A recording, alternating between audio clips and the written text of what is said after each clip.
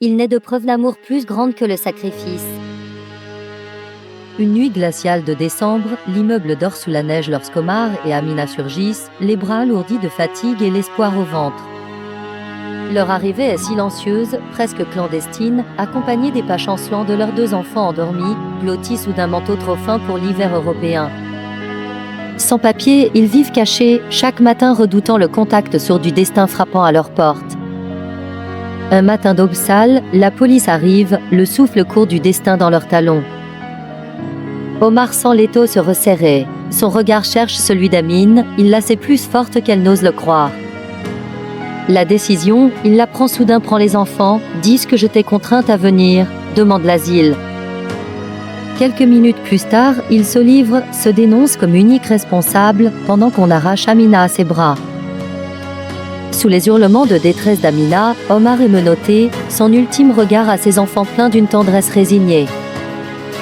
Le temps en prison s'étire, chaque jour une éternité. Omar compte les heures en caressant une photo froissée, parfois effrayé que l'image s'efface à force d'être touchée. Il rêve du sourire de ses enfants, de la voix d'Amina lui promettant de l'attendre. Il refuse les visites, arguant qu'elle ne doit pas gaspiller leurs maigres économies dans les longs voyages et les files d'attente. Il se nourrit de souvenirs, ferme les yeux pour ne pas voir le froid des murs, se console en pensant avoir sauvé ceux qu'il aime le plus.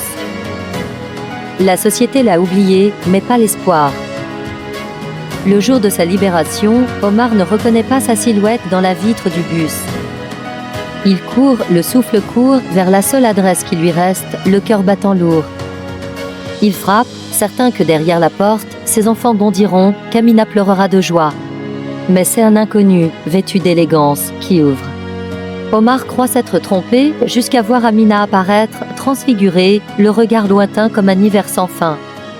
Elle avance à peine, esquisse un sourire factice, puis derrière la porte à demi refermée, murmure-tu un rappel d'un passé que j'ai effacé. Ma nouvelle vie n'a pas de place pour un ex-détenu. Pars, les enfants te croient loin.